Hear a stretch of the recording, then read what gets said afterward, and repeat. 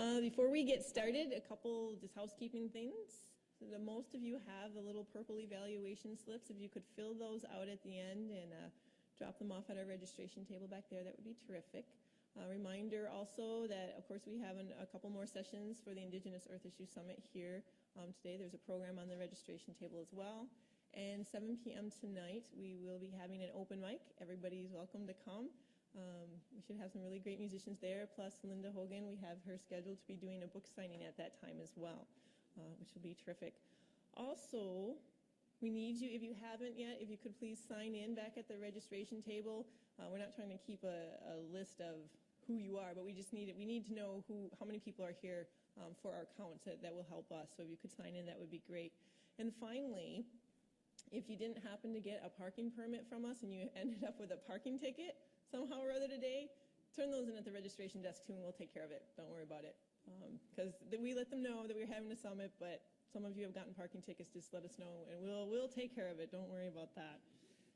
All right.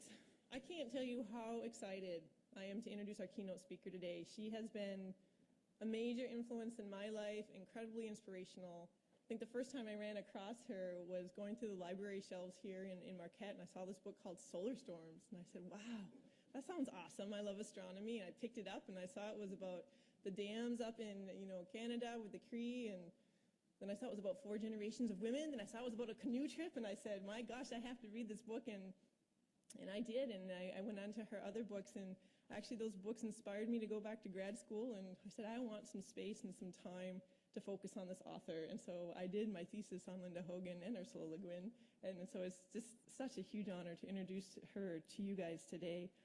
Linda Hogan she's Chickasaw. She's an internationally recognized author and very prolific. Poetry, essays, novels. Some of her books include Mean Spirit, which was a Pulitzer Prize finalist, Solar Storms, Dwellings, A Spiritual History of the Living World, and many more. A former professor and wildlife rehabilitation volunteer, she is now a writer in residence for the Chickasaw Nation and is on the board of advisors for Orion magazine. Hogan recently posted a short documentary for PBS American Experience for the Real Native series. A Feel for the Land was the title of that. And her main interests are in environmental studies and Indigenous religion and culture. And she has an extensive background with so much experience in speaking and writing and traveling the world and looking at environmental issues. So I'm very pleased. Please join me in welcoming Linda Hogan.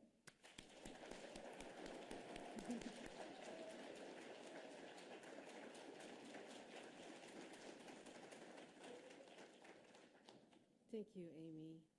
That was a nice introduction, and I thank the other people who organized this event. It's a big event. It looks like the United Nations here. It's, a little intimidating just to stand in this room. But I also want to acknowledge the original people of this land and the original holders. And I think sometimes, I was thinking of the Thanksgiving address, traditional Thanksgiving address, thanking the air, the wind, the water, the plants, everything that's, we are grateful for, and giving acknowledgement to all. Takes a long time to go through them one by one, but there are those who do. I think today I was going to focus on talking about animals, but I will talk about original, the ways we think, the ways we've learned to think, and Indigenous thought systems too. But I wanted to say that we live in a story, and it's constantly changing story. And in my own work, in my life, I've decided that my form of making a difference, and that's really what I want to do with the world, in the world, which most of us do, is to find a way to make a difference, to make things better and saner. And and add some humor here and there, as you go, and happiness. But in this ever-changing story that we live within, the creation is ongoing. It's an ongoing creation and an unfinished world still. And so we need to look always toward the young future generation as well. And welcome to those of you who are young, because you are our future and you're the ancestors of the future also. Those of you who will be world changers, hopefully will not turn into, well, what we called last night, the world eaters. One of the old writers from the North, Meridel Lesueur, who was, I'm a fan of her work. It's brilliant, her writing. She one time said, the world eaters sharpen their teeth. And I think we live in a time right now where the world eaters have sharpened their teeth, and the rest of us are not doing well. Some of us are really not doing well at all, but some are becoming very wealthy off of us, the rest of us. And we need to be able to be ever vigilant and watching and witnessing and writing and speaking about what is happening around us in this ever-changing story, to bring the story back into a kind of balance and wholeness. In Chickasaw, well, I should have said Chakma to you instead of Anin or Bonjour, but, that's how we say greetings, and it's also how we say good. It means good, and if you say Chakma, it means real good, so it has all these different layers of meaning. And I love languages because a lot of knowledge is also embedded in the languages, and we need to keep those original languages too. And I'm just a baby talker. I'm learning Chickasaw, and it's a hard language. And then my language teacher just retired, so he's, I'm going to hold him responsible anyway. But our word for animal is nan-okcha, which means all alive, all alive. And the world we live in around us is all alive.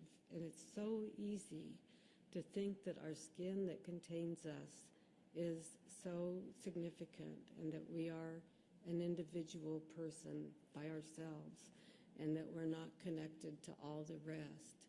But the sinew that holds the world together is there, and we need to reconnect ourselves with that sinew and take ourselves outside of what we think is the self, because we are porous. We don't have that skin around us. We are a part of the rest. And in fact, the recent disasters show how porous we are, that even through our skin, through our food, through our water, there are elements in the world that are like the radioactivity that's been released that are entering people without their consent. And that shows how little our skin does. So the human stories have always been connected in traditional cultures, in our indigenous cultures, also to the stories of the land and the animals. And so we need our lands, and to know those stories and our biodiversity, and to understand what ecology, an ecosystem. And we used to have respect for our own places and knew our boundaries pretty much, and we traded with people. Our tribe traded with people up here. We had copper, and we didn't live anywhere near copper.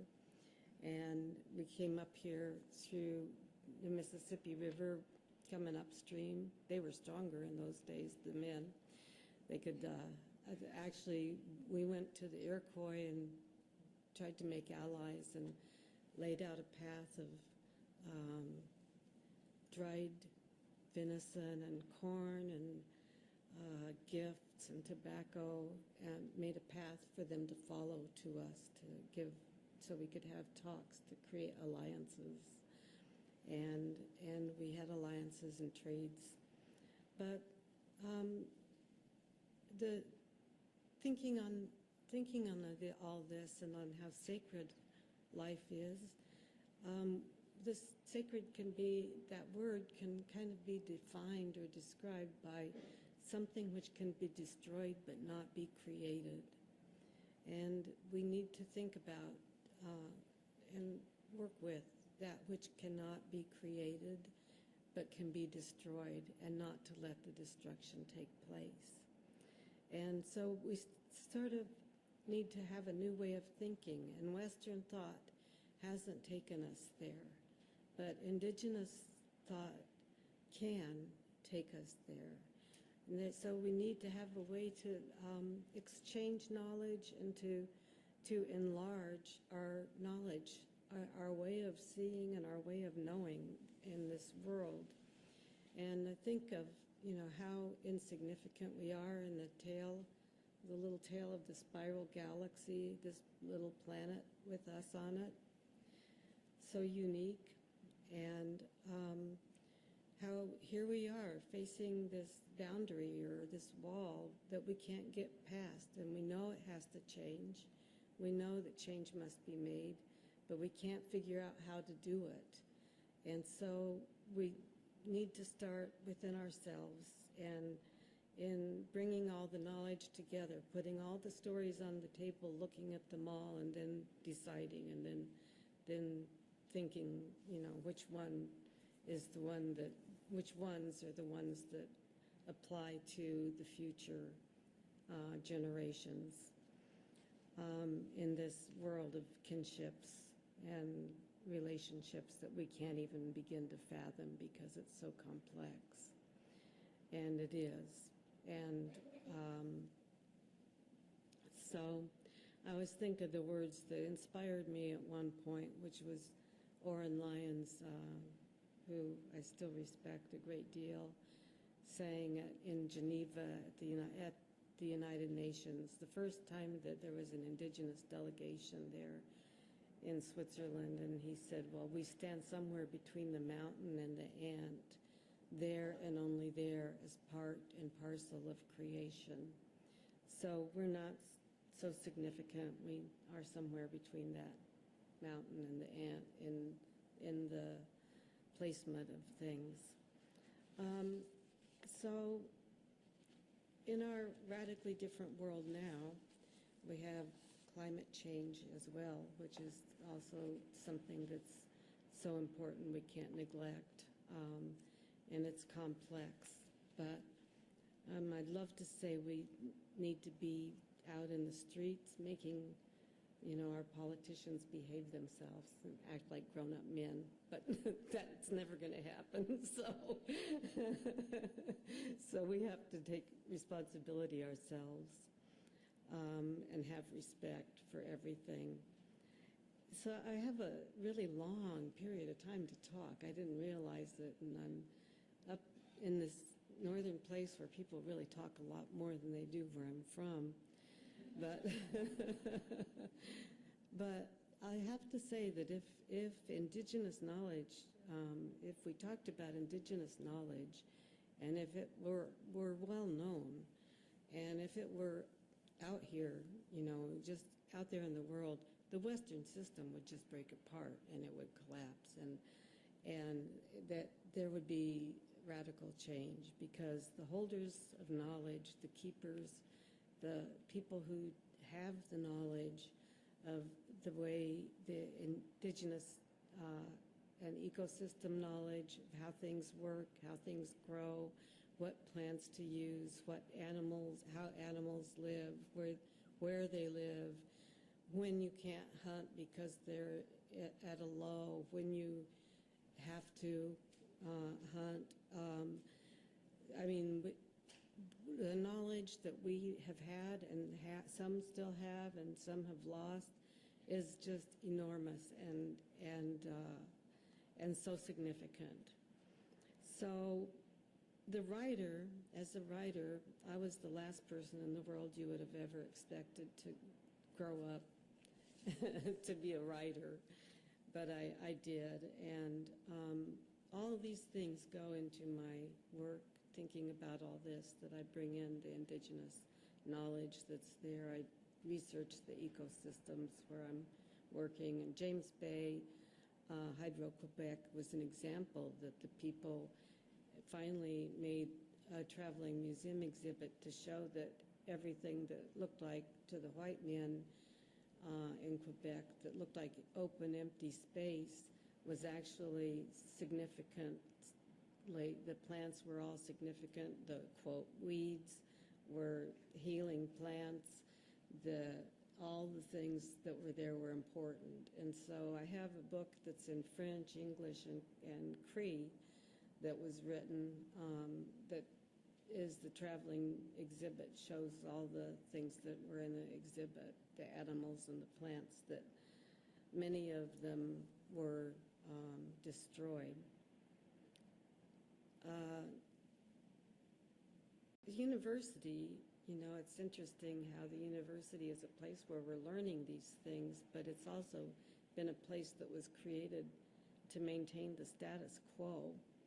And so it's a conflicting place for Native people. And when I taught in the university in Colorado, the Indian student population was very difficult. It was very hard to keep the students there because of that, because, you know, it's a class-oriented place.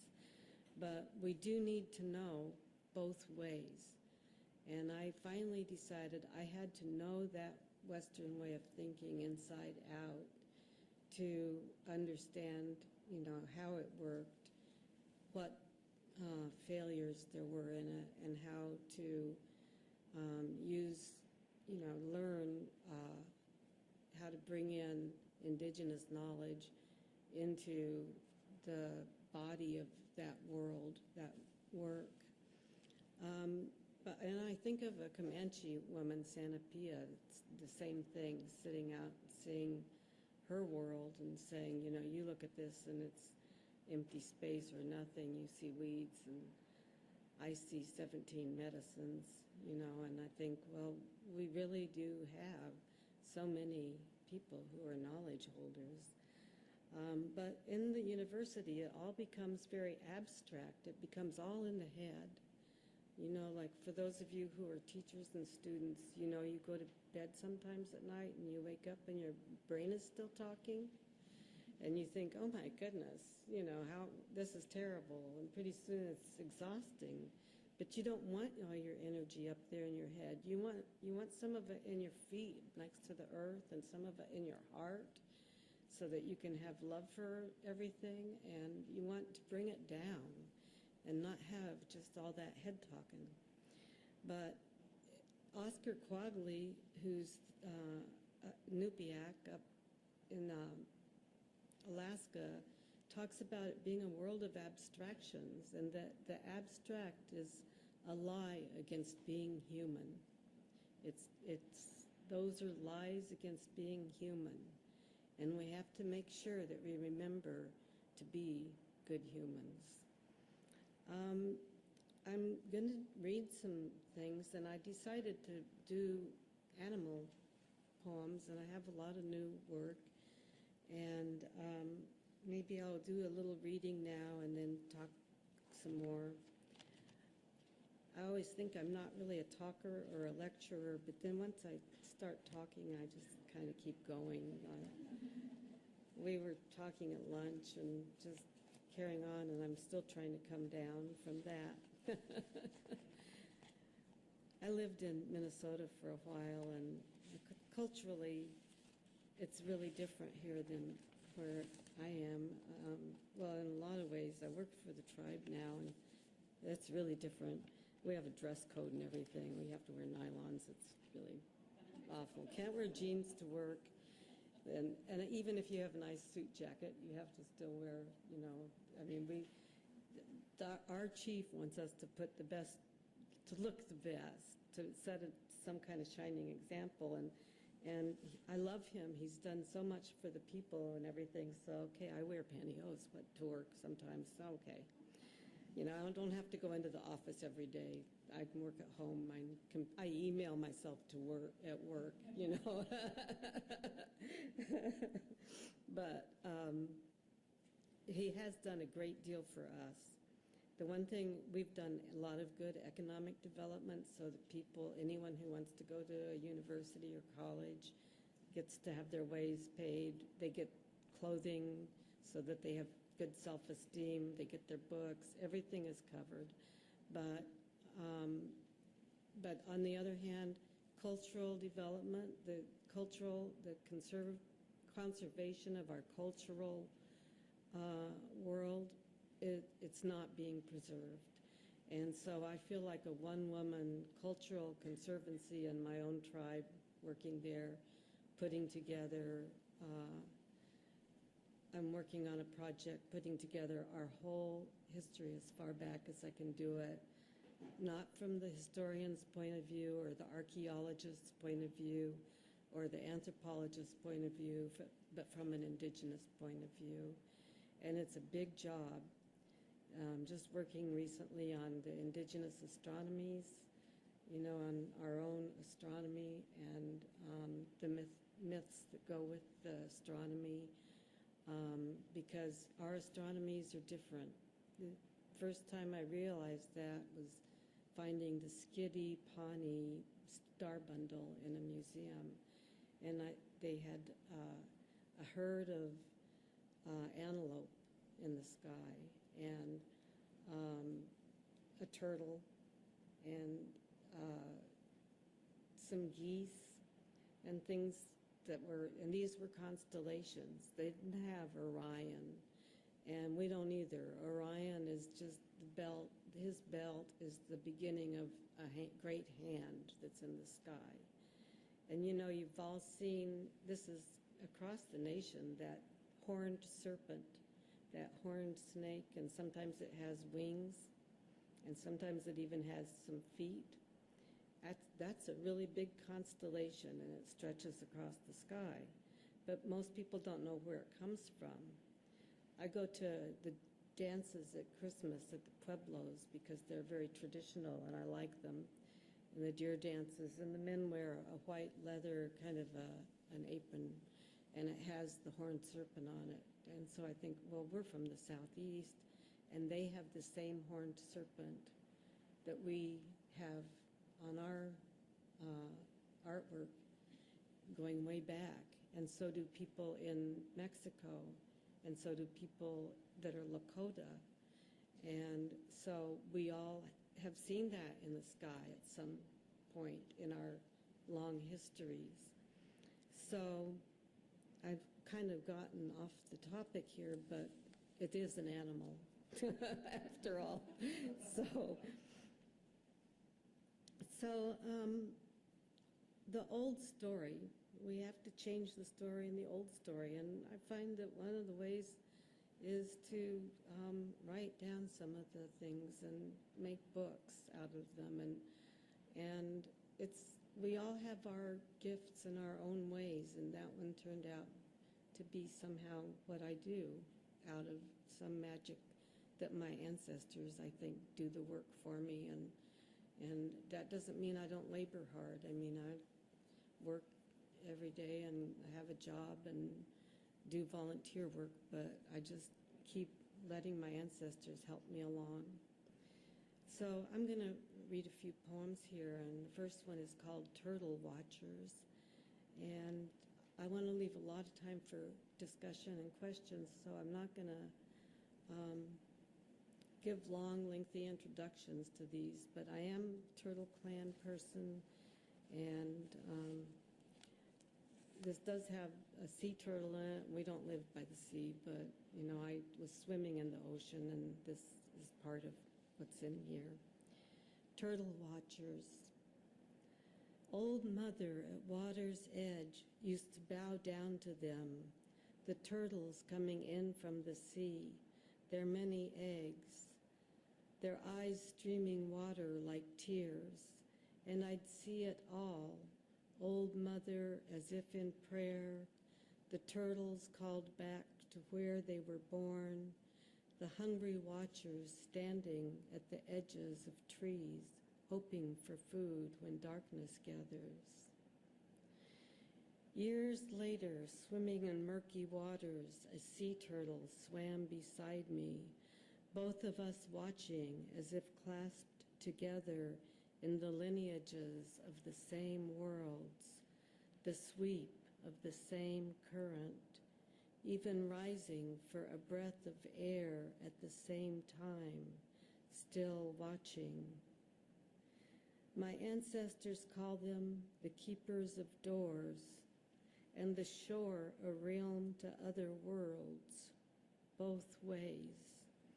And water moves the deep shift of life back to birth and before, as if there is a path where beings truly meet, as if I am rounding the human corners.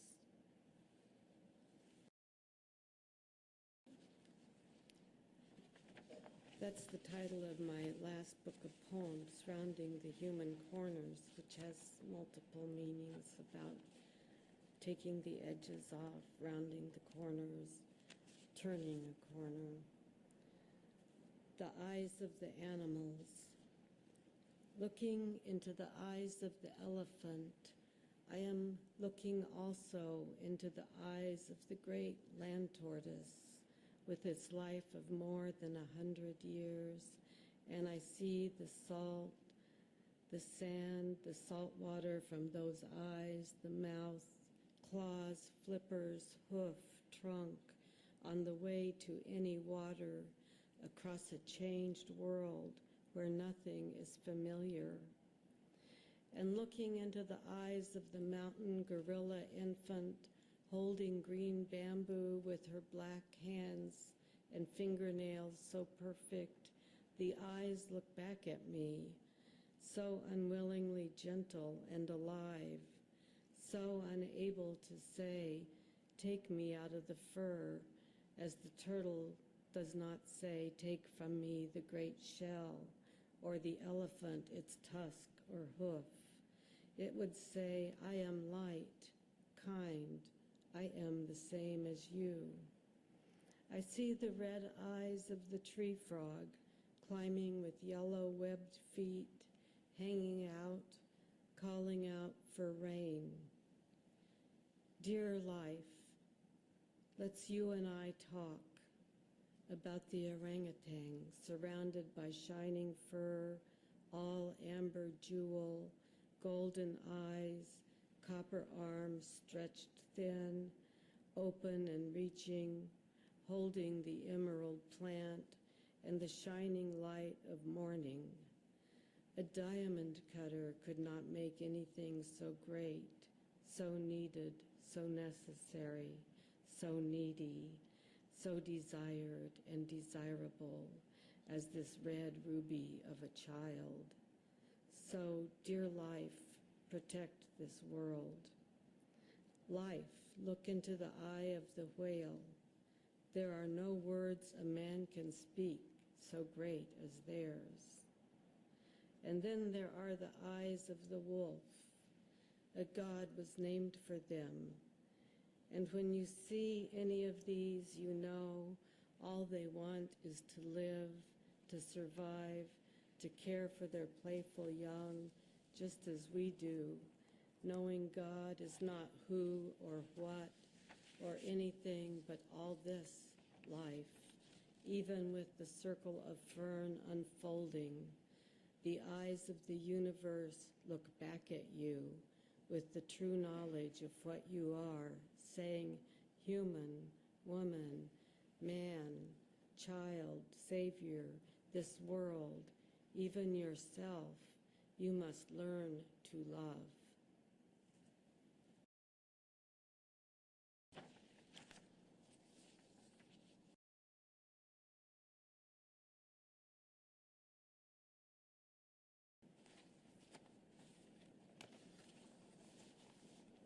Before I moved back home to Oklahoma, I lived in Colorado, And we were talking on the way back from the airport last night. A pack of wolves came through, and then one day I was, this is so contemporary. I was on the computer, and my dog was barking, and I didn't know what was happening, but after the wolves had already come through, so I knew they were around. Nobody believed me, but I'd taken a class up north in wolf biology, and I knew a wolf when I saw one, and there were 5 of them going by in their pack, the ghostly presence. And so anyway, I got up, went out to feed the horses, and there was blood everywhere. And I thought, oh no, something's happened to one of the horses, and I couldn't believe how much blood there was. And so I went and examined them, and no, they were fine. They weren't bleeding. They didn't have seem to have any internal bleeding. So I looked around and followed the spot of blood down the ravine and over to the next hill. It was snow out, and the wind was blowing, so all the tracks were blown away. But I followed the blood and found a deer that had been already completely eaten just in a very short period of time while I was working. And the gnawed down, even the bones had been gnawed, they were pink, and the head was gone, and I knew it was the wolves. So, and yet I had no tracks it's all blown over, there were no tracks. So, we also lived with mountain lions there and bears and all kinds of great, beautiful, amazing creatures. But anyway, I knew that the wolves had killed it, and I thought, what a crazy life. All this happened, and I was sitting on the computer, right there. Outside my window was this drama going on. And so anyway, I left the bones there, and then not long after that, in the spring, I guess, I had a window open, and something was out there gnawing on the bones, cracking them and making lots of noise, and they were still there. I hadn't buried them yet or anything, but I don't know. I'll never know what it was that was breaking the bones and gnawing on them. I imagine it must have been a bear because it was springtime, and it was really making a lot of racket. Woke me up. But this is wolf country up here, and they're pretty incredible, and I have an essay about them in my book, Dwellings, and so I won't talk more, but I'll just read this poem. But this poem actually came out of Turkey because there aren't any wolves in Turkey, but I was thinking about these enchanted places. Not so very long ago, this valley was occupied by wolves, it is said. I was at the table. I was drinking coffee, drinking dark, dark coffee, thinking of those wolves that lived in this valley. And I do not lie when I tell you I had dreamed of them the night before, stealthy as they are, faces quiet, moving slow as ghosts. They with first title to this land of many titles. I was with my friends drinking that coffee, and we ate some bread in this place where bluebirds nest. This is the place where wolves lived not that long ago. Some men went to this place, they say, and they never came out. They killed the wolves, and then they turned from their human flesh into water, into thin air, into someone waiting for rain to fall. And when it did, they sank into the ground, all because they killed the wolves.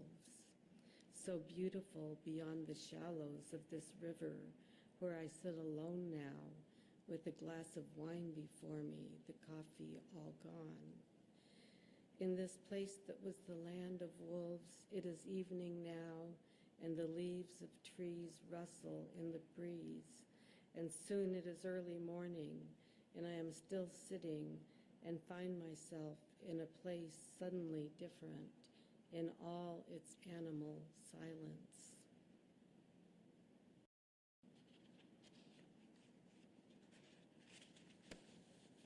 sometimes I fear that's what we're moving toward, that silent world, like Silent Spring that Rachel Carson wrote of, and especially now with the threat of climate change on top of that. I'm living in a place where our political leaders believe it's a hoax and not something really happening. I don't know what your political leaders think, but I don't know what most of them think, to tell you the truth. What were they thinking? I mean, here we are in starting another war. But I could go on a long time about that, especially since there's nobody to talk to down there in the South Bible Belt where I live. When I moved in and discovered I was the only Democrat, I had to get a friend from Colorado to come down and live with me for a while, just so I'd have somebody to talk to. But in language, you know, I said we live in a story and it's ever changing, but in language there is power. And there is, you know, in all the creation stories, the world was created by the Word, even in the Bible, even in that creation story. The world was created by either the Word, the song, the dream. So we need to think about the power that language has, and especially writers need to think about that. And ceremonies, some of the ceremonies in the Southwest are incredibly complex, go on for maybe 9 days, and, you know, with song and words and prayers and memorized. Sometimes that one singer spends an entire life learning a certain ceremony, but also the people have songs for the plants and the seeds to help them grow, and the song for every stage of growth of the corn, for instance, so that at every stage you sing to it, at the tassel stage, when it sprouts through the earth, you know, and then as it grows, and then as it bears, all the way through the harvest, there's a song for every part of the corn. And, you know, we don't live that way now, but it's a changed world and a changed story. But we have to remember that there have been and sometimes still are people who do understand that they need that. And the corn dances, when I go to the corn dances, they begin at the beginning of the planting season, and then they go to the end of harvest. And they're serious dances. People don't smile, laugh. It's not a powwow. There's no competition. It's just everybody goes and everybody knows the step and the movement, and everybody dances. And they dance for the corn, for the life of the corn. And anyone is invited to go and come and watch, and people leave and they don't know why they're so tired. You know, tourists come, they watch the corn dance, they go and they leave, and they don't know they've given their energy and their life energy to the corns, to the corn plants, to the life of the corn. And so it's good, you know, it's a really good thing, and it's a very serious thing. And just like the dances at Christmas, I mean, it's amazing to have the fire going and then to suddenly see the antlers of the animals coming from the roof of the kiva, and then coming down the steps, and then to have that the all-night dances, dancing and singing, and the old people wrapped in their blankets in the front drumming. And so then that's Christmas Eve. The next day it'll be a different dance. And sometimes it changes and no one knows exactly why, but it's because those who know, and who hold the knowledge, know that something in the world has changed and they need a different dance. So you think you're going to the buffalo dance and suddenly it's the rainbow dance. But it's good. And then there's the turtle dance. And so everyone is serious. They just dance, and sometimes it's cold, and you see the little kids, and their teeth are chattering, and they're just freezing, but they don't stop. They just keep dancing. And so these songs that are being sung and those dances, which are a form of a song, a form of language made by the body, they're for the land and for the people of the land, all of us, not just the human people. They're the singers. There are no singers here. I remember the one singing water another direction, singing that snake on the ground away from us, taking turns singing, and there was no other voice so low as my uncle's that sounded like the start of an earthquake, and so the women made him stop. And now, no woman is singing passion, only the old remember and sing out. Young ones, you've missed those singers, those songs, but you will not miss passion. It will be with you, and the songs like wine, something to be taken from the vine of memory. I still always remember that old man standing, singing his soul out into his open hand, his palm, the heart line, the lifeline run out while I rattled the shells. He is not here tonight while I am alone in the woods, and I sing, and suddenly this voice strengthens. I hear that sound too as it comes from the earth, the low hum of it, and the trees are trembling. A snake comes out, and the rattles of women come forward, calling life forth. At our traditional dances, we wear rattles on our legs, and while once it was turtle shell rattles, and there's so many of them. People up here don't know what it's like in that part of the country sometimes, but it's hard to walk. There's so many turtle rattles on your legs. But now they're endangered, so those little salt shakers or sugar containers or whatever, the metal ones, are sometimes used instead. So they're wrapped around the legs and held tight, and it's an all-night dance. It starts at midnight, goes to dawn, and then ends with a stickball game. And that's a part of our tradition that's still happening, that's part of our culture, and the dancers are amazing, and everybody dances. It's an open thing, but there's also the special dance that only certain people do. But so my uncle was very important to me, as you know, from this poem, but he was going to make sure I was going to be an Indian, I'll tell you.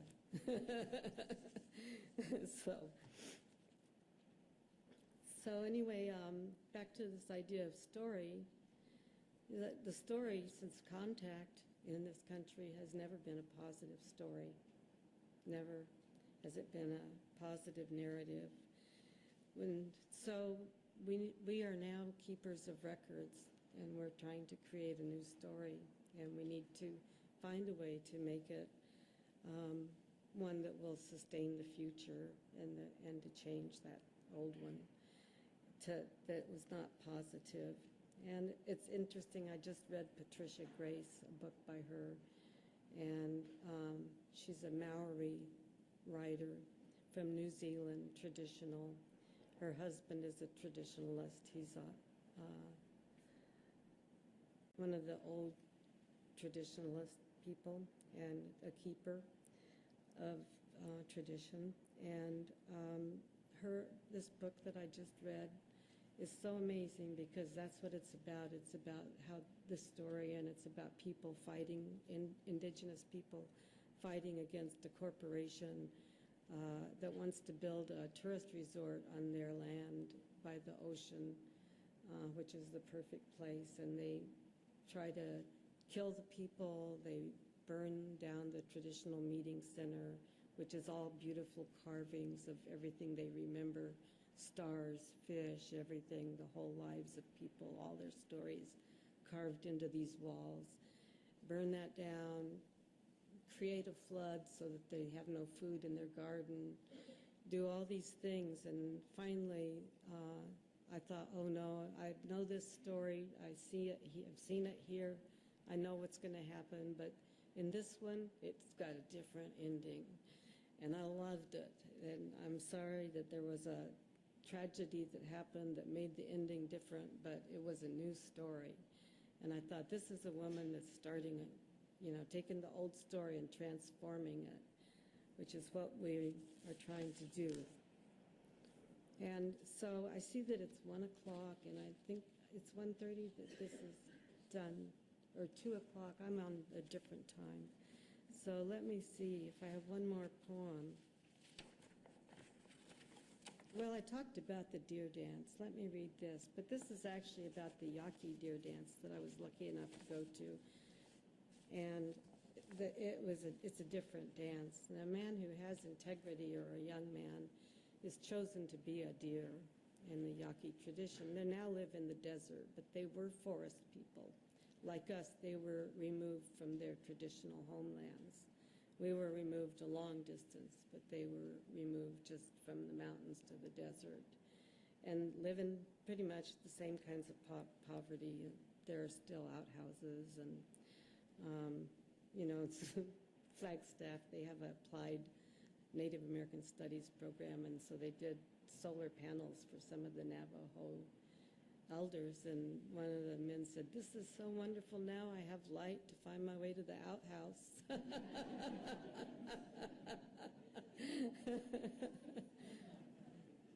But this is all these deer dances combined, including where my place was where I hope to go back when I'm done with my projects, where a lot of deer were, as you know, since the wolves came there to eat them. But they'd sleep against the house because it's not insulated well enough, I guess, and it'd be nice and comfy there because all the warmth was going out to the deer. All the cold was staying in. So here's a poem, my last poem, and then I'll just say one more thing and then questions. Deer dance. This morning, when the chill that rises up from the ground is warmed, the snow is melted where the small deer slept. See how the bodies leave their mark. The snow reveals their paths on the hillsides, the white overcrossing pathways into the upper meadows, where water comes forth and streams begin. With the new snow, the unseen becomes seen. Rivers begin this way. At the deer dance last year, after the clashing forces of human good and evil, the men dressed in black, the human women mourning for what was gone, the evergreen sprigs carried in a circle to show the return of spring. That night, after everything human was resolved, a young man, the chosen, became the deer. In the white skin of its ancestors, wearing the head of the deer above the human head, with flowers in his antlers, he danced, until beautiful and tireless, until he too was more than human, until he was deer. Of all those who were transformed into animals, the travelers Circe turned into pigs, the woman who became the bear, the girl who always remained the child of wolves, none of them wanted to go back to being human. And I would do it too, leave off being human and become what it was that slept outside my door last night, rested in my sleep. One evening I hid in the brush south of here and watched at the place where they shed their antlers. And where the deer danced, it was true, as my old grandmother said, water came up from the ground, and I could hear them breathing at the crooked river. The road there I know, I walk it, I live here.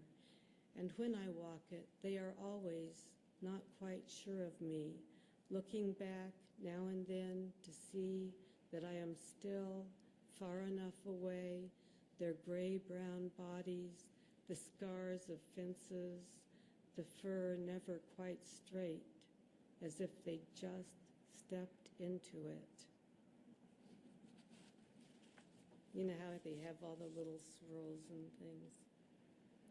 So one of the things that I've been thinking is that all of us, even Indigenous people, everybody, that we have to restore ourselves too, not just the world, but we have to restore ourselves. And we have to, with all honesty, scrutinize and look at ourselves and think about how to become better people. I went to the Quileute Nation to a ceremony there because I had written a book about whales, and it was the kind of whales that passed through there, and so I was invited up there, and it was quite an experience. But the chief of the nation, his name was Sonny, and he just said, it's up to us, it's our job, it's our goal here as a nation to become better people. And I thought, this is so wonderful of a goal, to become better people, to become the best kind of people we can. And so not only do we have to restore our alliances with the plants and the animals, but we have to restore ourselves and look at that's the work that we have before us. And seeing what's happening with climate change, I've listened to the stories of people in the north, and I see where islands that have long histories of life and stories are going underwater. We have to work on these issues, and we have not much time, but we also really have to restore ourselves and become better people and the best people that we can. And that's the new story. Thank you.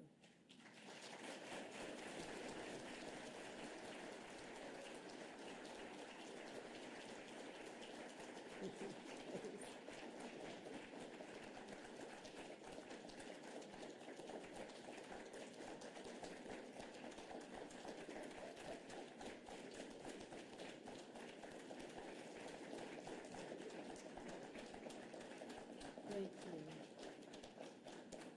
Gee, I had no idea so many people like poetry.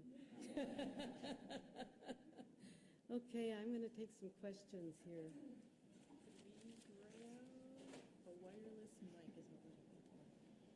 You need a mic? You have it? All right. If you have a question, we recorded the session, so raise your hand and I can hold the microphone for you. But don't let that intimidate you. I'll run as fast as I can.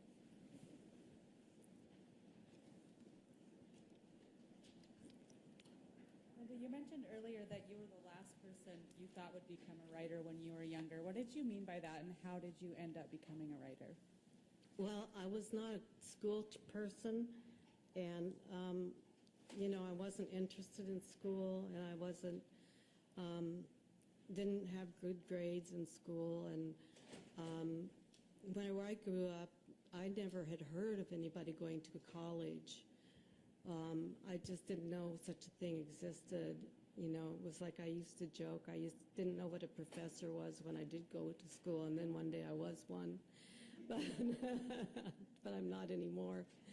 But, we just didn't, we were in a poverty zone, and people didn't have opportunities for education. And so it wasn't until I bought a Volkswagen. I worked as a dental assistant. I always worked as aides of some kind, nurse's aide. I worked since I was 15, and I've had various different jobs. And I bought a little Volkswagen, and I decided, there's this story about going to California. Somehow you're going to make better money and do better, have a better life. And, I don't know, there was this theory, I guess, a myth, I believed.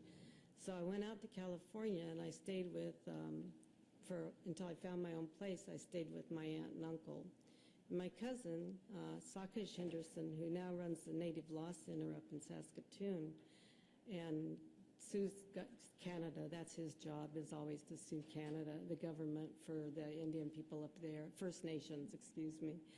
But he was going to college, the university, and he had all these people that were going to the university, and they all were kind of interesting. And I thought, well, I'd kind of like to go to school and be around these kinds of people that talk about these kinds of things. And so I went back to night school while I was working as a dental assistant. But by then, I worked as a nurse's aide, and then I was a dental assistant. And then I was a nurse's aide at night and a dental assistant by day, and all kinds of jobs. And I started going back to night school and took vocabulary and reading and things because I really simply just didn't have skills. And then I went to school at a junior college. I went back to Colorado and stayed with my sister up in the mines in Leadville. She and her husband and my brother and everybody worked up there in the mines and Leadville, Colorado. And there was a Colorado Mountain College had just started. It was the first year, and I went there and took some classes and did okay. And then it just kept kind of going. And then later I got married, and we moved away. And then I discovered contemporary poetry, and I thought. And I read a poem by Kenneth Rexroth, and it was about a cow. And I thought, I know about cattle, you know, I could do that. So I tried writing a poem, and it just felt so good. And then I just loved it. And then I discovered more contemporary poets. And so every day on my lunch hour, by then I was a teacher's aide working with orthopedically handicapped kids and physically handicapped. And I'd go out and sit in the forest, and I'd write a poem, work on poems. And then I finally went to a teacher at the school and asked if I could sit in on their poetry workshop. And he said yes. And then I later enrolled in school, and there was just this little slim moment where I almost didn't go because I wasn't used to all the rain. It was in Maryland. And I didn't have an umbrella, and it was like freezing rain, kind of. And it was a registration thing, and there were thousands of young people and me. And they had umbrellas, and all their umbrellas were leaking on me. And I didn't have one, and nobody offered to take me in and, you know, say, here, stand here, or anything. So I was scared to death. I was scared to death to go. So I almost turned around and left. And I just stuck it out, registered, started going back to school, and then I ended up in a class on worker writers, on working class writers that were, you know, like during the 1930s. And it was the best thing that could have happened for me because I could really relate to working people. And I was one, and I got it. And so then I took American literature, and then I ended up, later I read Faulkner, and he had Chickasaw in there, and I thought, well, I'm a Chickasaw, and here's this Faulkner guy out there writing about Sam Fathers, the Chickasaw man, the last Chickasaw man in the world.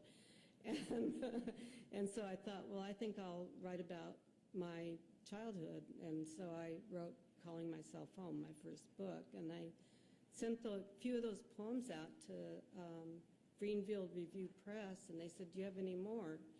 And so they published my first book, and then it just kept going after that. And then I had to go to more school because people started inviting me to talk, and I had no idea what a metaphor was or what any of their language was. It was like, you know, even now, I have to tell you that I go to a meeting or a conference, and they talk, and it's like a foreign language. It's like, don't use those big words with me, you know, just say it. But, I mean, every discipline has its own language. And, you know, it's hard to understand if you're not in that discipline or, you know, whatever. So I never thought I would go to school. I never thought I would be a writer or a speaker or anything. In fact, I was so shy as a child that if I had to do a book report, I would just not go to school. I'd rather flunk. And there wasn't anything wrong with flunking in my family. It's like, it was all right. There were no, oh, you have to get good grades, we'll pay you, or anything like that. So it didn't matter. So I just wouldn't go. I wouldn't do it. And I remember one time we had to write some book reports, and I made up a book and wrote one, and the teacher knew what I'd done. And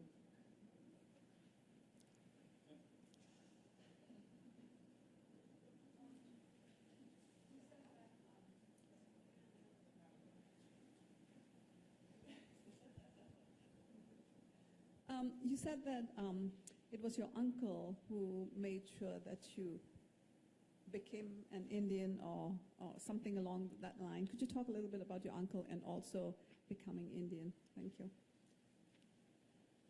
well, I didn't become one. I was just born that way. People say, when did you start thinking about animals? But I was born the way I am now still. I was born caring. I don't know what was in my genetic makeup somehow. But my uncle Wesley, it created a kind of a conflict almost, because he just came, from the time I was born, he came to me all the time. And then he would take me later to all the Native events that were going on, the powwows, then they were just little tiny things held in high school auditoriums, and like you go to the Denver March powwow now, and there are like hundreds of drum groups, but then it was just one drum and a few people, and so he just made sure that I was always there. And even into adulthood, my adulthood, he made sure. And, he was always taking turkeys and food for everything. And he would drive to another place to pick me up and make sure I got there. He just decided it was important. I know who we all are, and that some things continue. And so, he was a blessing for me.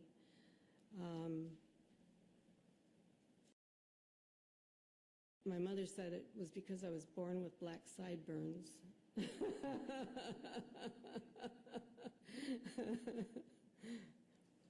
But he started the Denver, the White Buffalo Council there, which was during the Relocation Act of the 1950s to help the people coming in get clothing, housing, jobs, food, and everything else, because people were coming in from different reservations, and they hadn't lived in cities before, and they didn't know what to do, and nobody was helping. They're just being dropped off from buses as far away. They'd take people from one place and take them as far away as possible. And the film, The Exiles, actually has recently surfaced again as a very important film, but it was filmed during the 1950s or early 60s, and it was about relocation, and it followed the lives of some tribal people who had been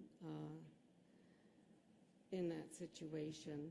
And so he was wonderful at helping others in that way, and started an organization that's still in existence today. It doesn't do the same thing, but it's still there.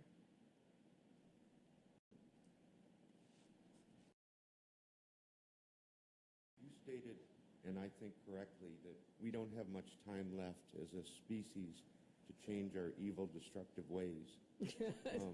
Sounds like a good song. Yeah. What do you think it's going to take for us as human beings? People in this room probably would do it today, but what do you think it's going to take for us to change, and will it be too late when we do? That's the only thing I can think of, is just to work on, like I said, on being the best kind of people we can. Write, read, study, learn everything you can, pass it on, teach, bug your politicians. You have to do everything, do it all, do as much as you can, because we really need to make people conscious. We have to have consciousness, and we have to make everybody aware of the consequences of actions. They're coming around in a circle to hit us. Yes, you had a question, sir.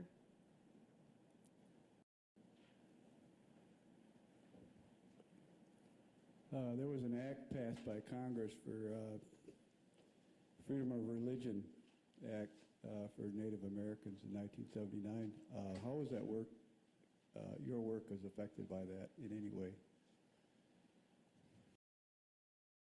Well, you know, it's so significant that in a country that's based on freedom of religion, that American Indian people didn't have freedom of religion. The only people that didn't have it until 1978, I think it was actually, I'm not sure, the AIRFA, American Indian Religious Freedoms Act. And it didn't affect my work, but because I was already, you know, working. But actually it was 79, I guess. But I think it had some glitches in it. People are, you know, still working on amendments or whatever, but, you know, it's so strange, all the acts that are passed. I mean, we weren't even recognized as human beings until, what was it, a year ago when the United Nations finally accepted us as human beings. And so, you know, it's like, I don't know that it makes a big change in the world. It's just that you don't get arrested anymore for practicing your religion.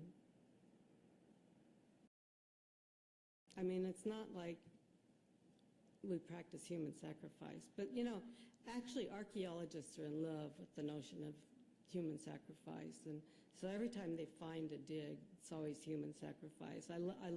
I study archaeology just for the project I'm working on. I never thought about it before, but I just thought, I always think it's kind of funny. I think, oh, the Mayans were so interesting. Of course, they killed young virgins, and they always know they're virgins, even though the skeleton's thousands of years old.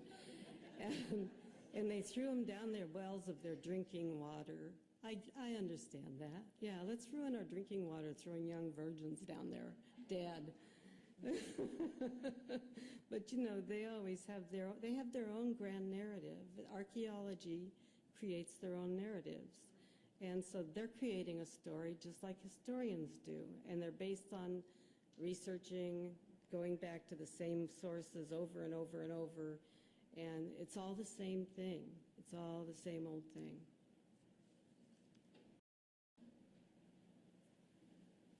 And there sure were a lot of virgins back in those days. It's amazing, considering how big the population was.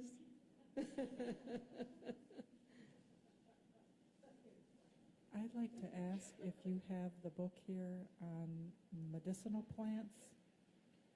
I haven't had a chance to look yet, and I personally would love for you to come for a weekend and with other Native American writers and talk about Native American spirituality and writing poetry in regards to nature and animals.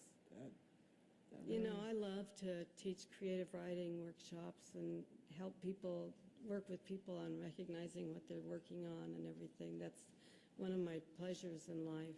I sat here with my eyes closed listening to your poetry, and it was just soothing and beautiful.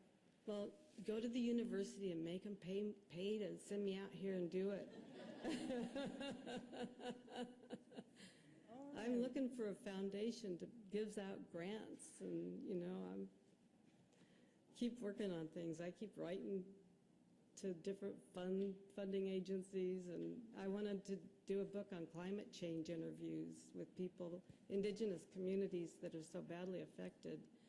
And I just found a collaborator that has done some already and has some photographs, but we can't get funding to work on it. And it's expensive to go talk to people and, you know, travel and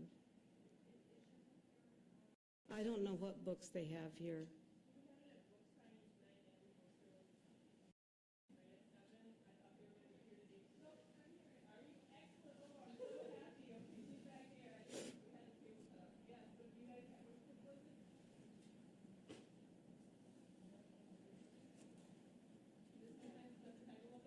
What? No, that's not me. I have a book called The Book of Medicines, but I don't have the plants. I wish I did. It's poetry, actually. So it's not what you're looking for.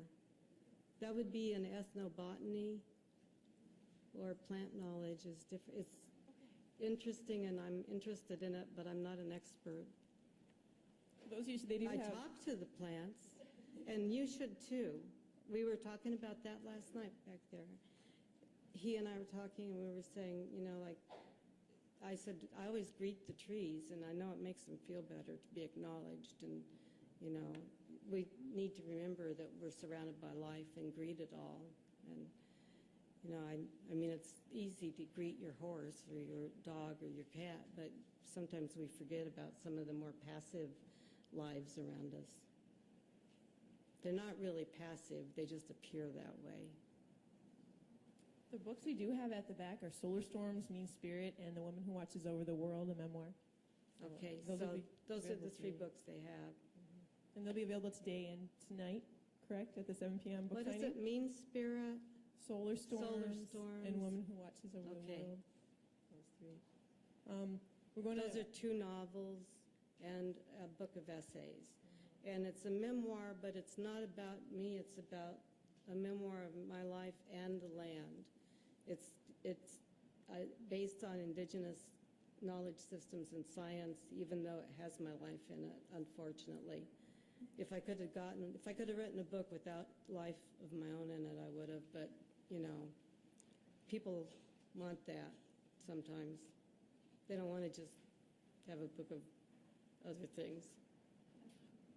I have time for 2 more questions, then we're going to have to wrap it up. I was thinking about Pam Houston, you know, she wrote All About Me, and then she wrote her second book, More About Me.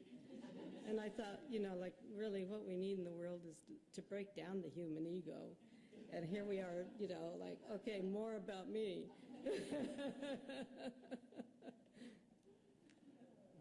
You spoke about archaeology. Have you done any work with your tribe on repatriation? Do you have that Yes. issue on the table? Yes, oh yes, we do. We are actively in working in repatriation. We have our own vision. I've even been to NAGPRA conferences, and yes. In fact, my distant cousin is in charge of that part of. We have a large number of divisions. We have arts and humanities, culture and history. You know, we have all these different divisions that it's a lot of employees. We're a very large operation. Sometimes I think it's just so large it's a little out of hand at times, but things get done. So, yes, and we're very active at that. Repatriation is the return of the bodies of people that are dug up or looted or found by archaeologists, and it's important that we have our people back and our bones and especially for us, because we actually were in the past and still are ancestor worshipers, and we believed this was like long before the birth of Christ, and, you know, BCE. Now it's called before the Common Era. I like that better than BC, but would carry the bones if we were forced to move or had to move, and we had to because we had the first contact with the Europeans. We were the first hit. And we'd just carry the bones of our dead with us. And so the archaeologists have found the bones that were in a bag, but the bag, of course, is disintegrated in that climate. But, you know, the bones were that you could tell that they had been inside the bag, but we'd carry them with us in one way or the other, however we could. And so there were people who were specialists in removing the flesh from the bones unless you had to move really fast, which sometimes happened, like when the invaders came. And then we were conned into fighting their wars. The wars of Europe took place on this continent too. So the French, the English, the Spanish, they would fight wars with using the tribes here to fight each other even here, over land.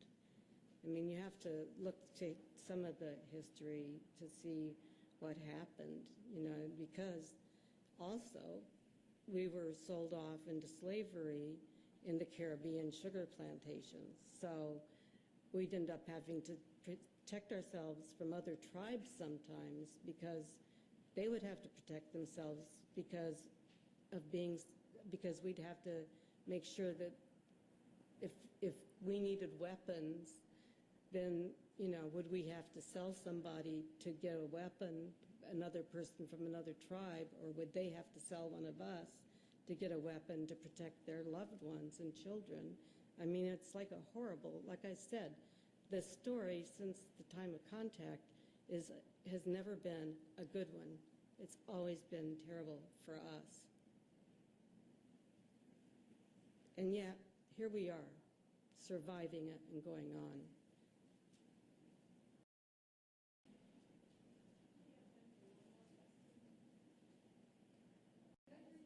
Oh, I'm sorry. You can ask me in a minute. Comment on solar storms. I had read that here years ago, actually from one of my teachers, great teachers here, and I really love how you sort of bridge spirituality and science and the solar storms. It made me think of almost like the DNA of the earth, and I've always felt like I was born caring to, and I felt like I've never felt natural in Western culture totally, or religion or things like that. And I really appreciated your writing and your poetry and how it's so human and not abstract like you were saying. And I was born caring too. I'm not Indian, but if people would say I'm a wannabe, I'd say, of course I am. Everybody else should be too. So thank you. Okay, thank you too. There's just a really quick question right here, and why don't you just tell it to me and I'll repeat it. Did you call yourself Turtle Watcher person? No, I'm a Turtle Clan member. Oh, okay. I just wondered what that had meant. Oh, Turtle Watcher it's my clan. It's just a, I don't know how to describe it. Because I'm not an anthropologist. It's just what your family is like, your members passed down to the female line of a clan. It's like, I don't know, somebody else tell her later. That's way complicated. I didn't think you were going to be that complex. That is big. Look it up online. Clans. Indigenous Peoples Clan. Well, we are out of time, folks. So much. I know we could just keep you here forever. Miigwech, thank you. Thank you.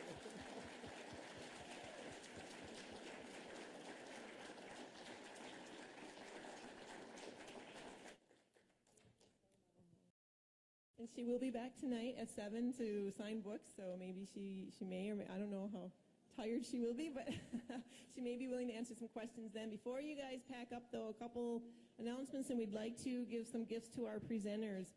First of all, those of you who are going to be doing the Nick Hawkins Traditional Fire Making Workshop, just a reminder that it will start in the Center for Native American Studies, 112 Whitman, just down the hall here. Then you'll be heading outside.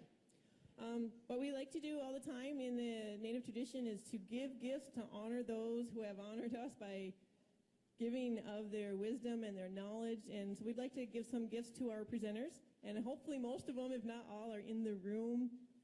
I'll announce the names, and the people who have the gifts will be back there. So when I call your name, could you raise your hand so they know where you're at? And they'll come give you what we want to give you. Linda Hogan.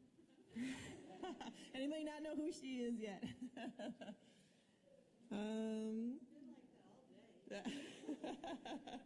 Where is she Fast going? life. Where am I supposed to go? She's coming with it right there. Miigwech, Linda. Thank So you. we appreciate having you here. Thank you, everybody. Thank you. I'll sit down so you can go on. Thank you so much.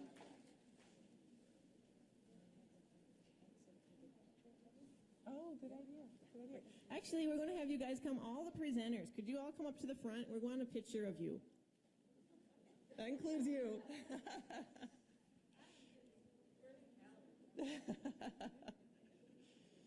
I guess you could have had that cupcake at Starbucks last night, right, Linda?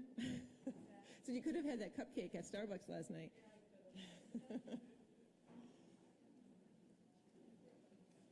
Just have two presenters in here. I see, oh, they're hiding in the back. Is Nick around? He's probably in the center. Is he? Okay. April, do you think we could entice him to come down here? Miigwech. Lois, Nick, not Nick, sorry, Tony. Bobby, Frank. Where's Scott Heron? Is he missing? Am I seeing Scott? All right. And Marty. Okay. All right, so we got a partial. And who's got the camera? Vanessa? Do you have a camera, Tina? Oh, where? Okay. What, you? You take it? Okay. Go ahead. I see. Oh, I see her. Okay.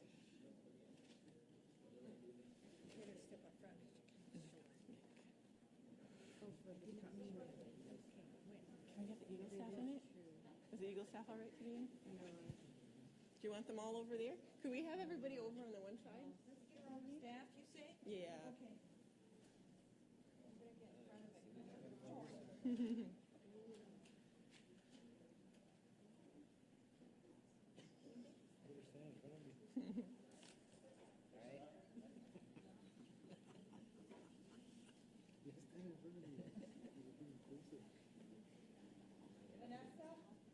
Vanessa?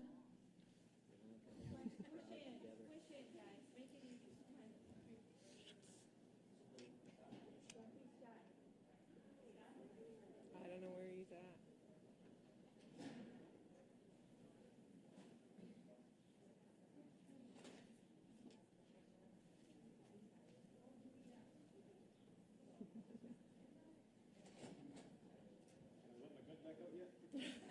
Not yet.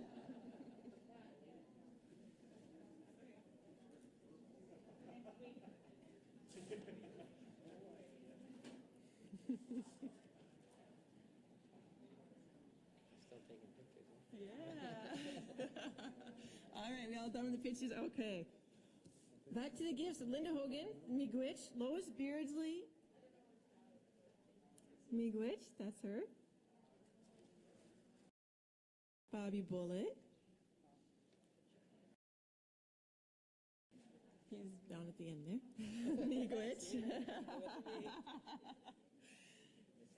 Oh, here. Tony DePerry.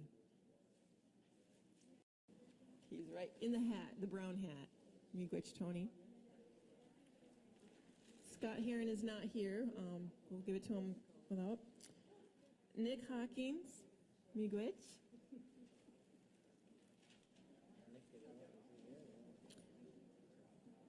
Frank Keene, Miigwech.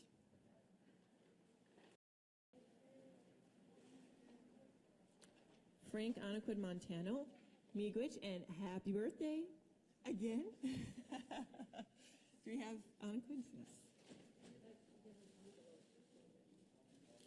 Yes. And Marty, our very own Marty, if he's still here. Did he leave? He took off. Well, we know where to find him. All right, miigwech to all of you. We so appreciate everything. Cool. Give me a copy of this one here. I want this. Sure. Do you have one?